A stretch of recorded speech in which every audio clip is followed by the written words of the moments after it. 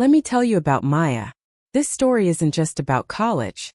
It's about truth, dignity, and what happens when the system tries to shut the door on someone who deserves to walk right through it. Maya grew up in a small town.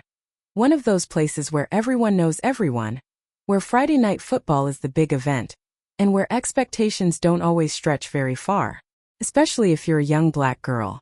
Her family didn't have much. Her mom, Carla, worked 2 jobs, nursed during the day, then cleaned offices at night. Her dad passed when she was just 10. Even so, Maya never complained.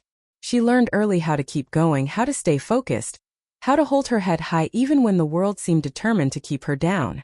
Maya was different. Not just smart, sharp. The kind of student who understood things the first time the teacher explained them. She wasn't loud about it. She didn't show off. But her teachers noticed. So did her classmates. And so did the people in town who paid attention. By the time she hit her junior year, she had a 4.0 GPA. She scored a perfect 1600 on the SAT. She was captain of the debate team, president of the student council, and volunteered every weekend tutoring younger kids in the community center.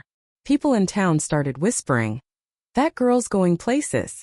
But Maya never let it get to her head. She just smiled and said, "I hope so." Her dream was to go to one of the top universities in the country, the kind that opens doors, creates opportunities, and puts you in rooms you could never reach otherwise. She wanted to study education and law, to understand how the system works and eventually come back to help fix it. When college application season came around, Maya took her time. She worked on her essays for weeks, poured her heart into every word. She wrote about growing up in a town that rarely believed in girls like her, and how her community gave her strength. She wrote about her dad, about her mom's sacrifices, about how education gave her hope. She applied to 5 schools, but there was one in particular that she had her heart set on. Let's call it Eastbridge University. Old, prestigious, respected. The kind of place that looked beautiful on the outside but had some dust under the rug on the inside. Weeks went by. Then months.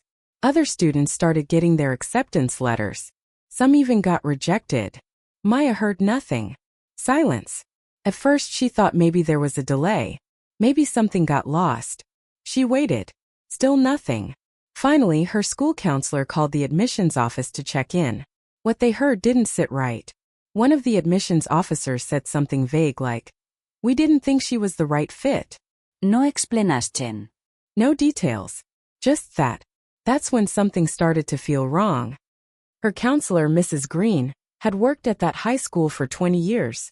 She had seen plenty of talented students passed over. But this felt personal. Maya's record was spotless. Her application was strong. There was no reason, none, that she shouldn't have made the cut. But she didn't. Or so it seemed. Here's where things take a turn. A few weeks later, the dean of admissions, an older man named Dr. Bennett, was doing a routine check. He'd gotten into the habit of randomly reviewing closed applications, just to make sure nothing slipped through the cracks. He picked up Maya's file. He skimmed through the numbers, then stopped. He looked again. 1,600 SAT. 4.0 GPA. Her essay. Heartbreaking, honest, powerful. Her recommendations? Glowing. He read it all twice. Then a third time. Something didn't add up. He picked up the phone, called a meeting with his team. "I just read this girl's file," he said. "Why wasn't she admitted?" Nobody gave a clear answer. A few mumbled something about fit. One person said maybe she wouldn't thrive at Eastbridge. Another said something about culture match. But Dr. Bennett wasn't buying it. He put her file down on the table and said, "If this student doesn't belong here, then maybe we're the ones who don't belong." That moment changed everything. Dr. Bennett personally wrote Maya a letter. Not an email. A handwritten letter. In it, he told her the truth. That her application had been unfairly overlooked. That it never should have happened. That it wasn't about her. It was about a broken process. And with that letter came a full scholarship. Tuition, housing, books, everything covered. When Maya opened that envelope, she sat in silence. She didn't scream. She didn't jump. She just cried. Her mother sat beside her and cried too. Not just because Maya got in, but because someone finally saw her for who she truly was. That fall, Maya moved into her dorm at Eastbridge University. She walked through those ivy-covered halls with her head high, not because she had something to prove, but because she already had. Now Maya's a senior at Eastbridge University. She walks across that campus every day, past buildings with names of people who never looked like her, down halls lined with old portraits that don't tell stories like hers.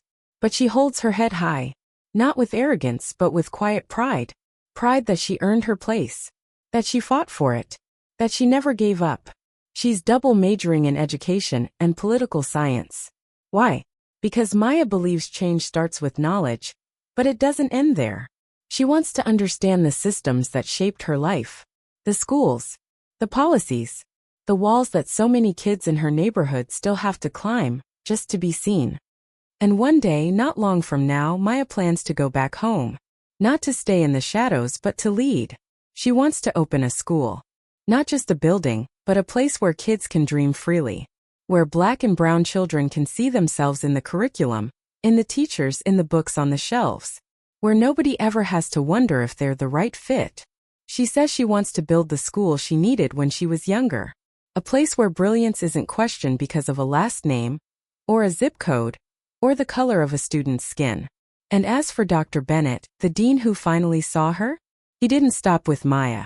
After reviewing her file and realizing what had been done, he couldn't just go back to business as usual. Her story shook something in him. It made him look harder at the process, at the people, at himself. He ordered a full review of the admissions system. Quietly, carefully, he went through application after application. And what he found was painful. Student after student, mostly Black and brown, had been quietly filtered out, passed over, marked as not the right fit. Not because of grades, not because of effort, but because of something far more troubling. Some had nearly perfect records just like Maya. Some had powerful essays. Some came from communities where even getting to the point of applying was a miracle in itself. But they weren't chosen. The university made changes. New safeguards were put in place. Real checks to stop bias from slipping through unnoticed. The admissions team was restructured. They brought in more diverse staff. And they started requiring bias training not just as a formality but as a real, ongoing part of the process. Dr. Bennett even created a special task force to focus on outreach, making sure talented students from underrepresented communities weren't just invited to apply, but supported all the way through. Now let's be honest, it didn't fix everything.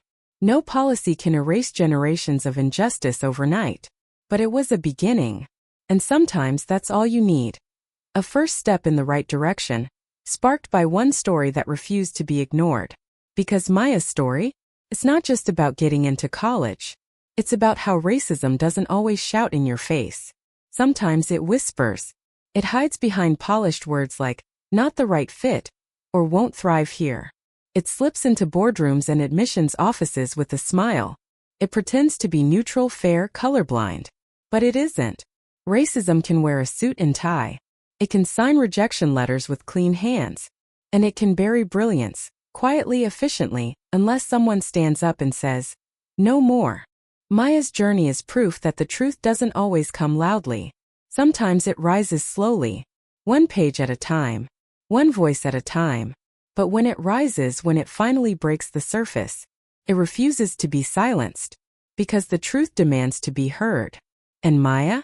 She made sure it was.